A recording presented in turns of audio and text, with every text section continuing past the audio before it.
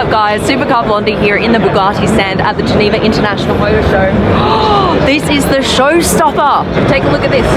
6 exhaust pipes.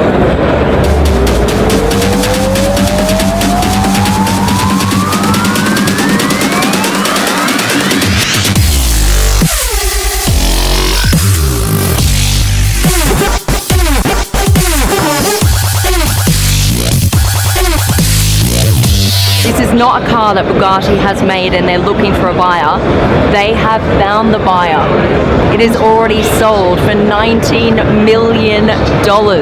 This is now the most expensive new car on the market. Of course, there are other cars in the world that are more expensive, like the classics. Why is it worth that much? Bugatti has been for a long time the pinnacle of luxury and power. This is something even the most wealthy people in the world have trouble getting their hands on. This is still super exclusive brand. You know, even with the Chiron, there are only a few hundred units made. With the Divo, there are only 40. And with this car, this is only 1. They are pushing those limits. What is a hypercar going to be worth in future? It started at $11 million, but with tax and all of the, you know, import duties, etc., it has now gone up to $19 million. This is just a body at the moment. Something that they've just mocked up in a few weeks. There's no door handle. That's because at the moment there is no interior. The interior is still all being designed. We're about to speak to the head designer of Bugatti because he is responsible for this incredibly sleek design. And then this line that runs from the front of the car all the way down, including the windshield wiper here. That's an ode to the original black vehicle. So what kind of design features they took from that original car and has been reborn here today. We are here with the lead designer of Bugatti, Achim. So nice to see you. Did I pronounce your name right? Nice to meet you. Did I get it okay? Yes. Your name? Okay, yes. Sweet. All right, let's get going. The actual car will be ready in 2021, correct? Correct. This is just a design mock-up that we built in a matter of 12 weeks actually. Wow. It's only 3 months ago we sat down with the client and told him this is what we want to do for Geneva. Would you be interested to acquire this project? Now, how does something like this come about? Is this from Bugatti that they said, okay, we want to design a one-off model, and then you find a buyer for that? Or does that come from the buyer who requests something like this? It's the first. We think what we want to celebrate during 110 years Bugatti, and we finish the project virtual, and then we show it to a client and say, would you be interested to be with us in Geneva for this project? Okay. And if the answer is yes, then we say, okay, let's push the button and let's make at least a design model to put it onto the show, and then the customer will receive his car 2.5 years later. When we're talking about one-off models of Bugatti, is there anything like this that's existed before? Certainly not for our brand, and I think the advent of our new president, Stefan Winkelmann, really allowed us to venture into these kind of projects like Divo and La Voiture Noire, and also this philosophy of a haute couture strategy that the Chiron really becomes our entry drug, where there's still very limited amount of customers, of 300 customers worldwide. Yeah, and then 40 of the Divo. 40 and then 1. And this could be an haute couture strategy that could be very much fitting to our brand, and also in terms of pricing, creating something similar that happened 15 years ago, you know, where every other supercar was 300,000 euro, and all of a sudden there was a Veyron with a price point of $1 million. What happened then? Everybody else followed into that region because that's how the world developed, and there was a market for these kind of products. So you think we're going to see more $19 million cars? I don't want to say that, but I like that we're adjusting the potential of our brand into very extreme limits, fair to say. Yeah. But it proves the point that it is possible if the product is so exclusive and done with so utmost care that the customer sees it as something that is valuable for his collection, not only today or in 10 years, but also in 50 years' time. And when we see this fully built, will we see the same color scheme in 2021, or might all of that change? This is a really good question. It will be exactly this configuration. Yeah. And this is nice for a car designer.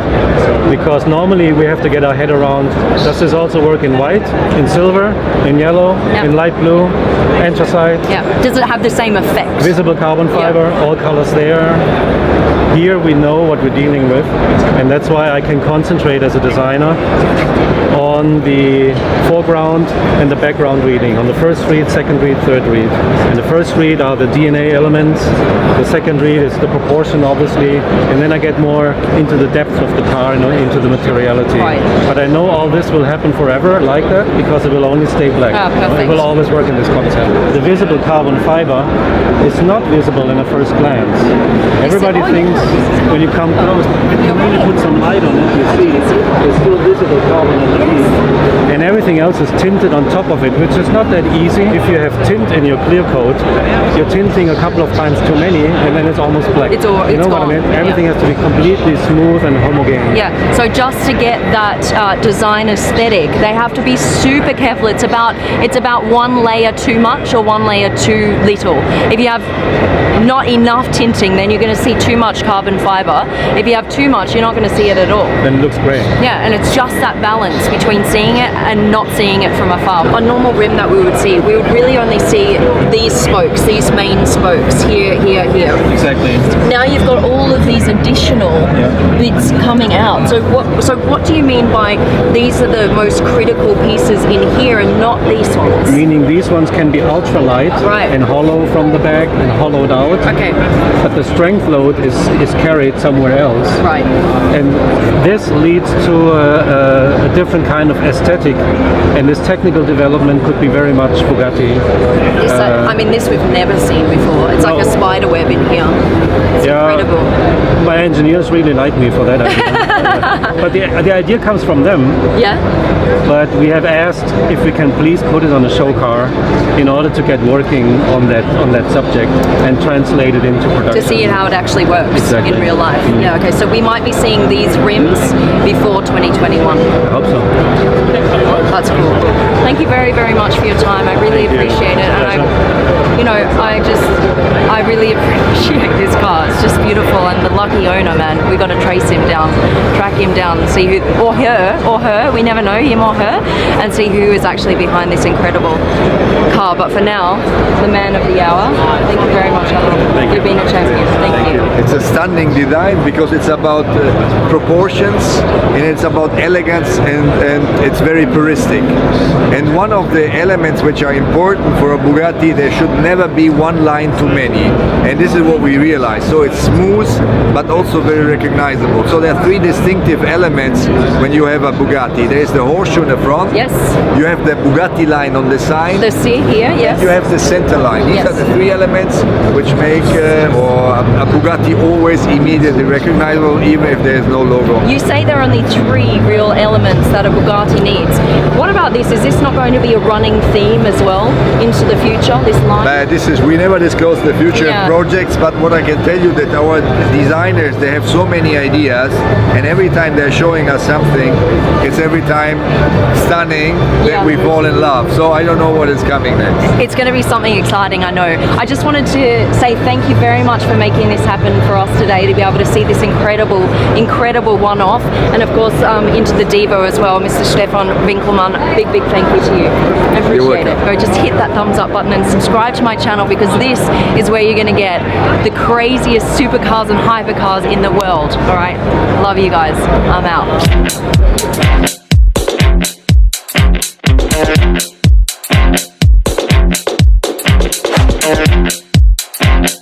Best of show. Yes, best of show. This is the car that is taking over social media at the moment.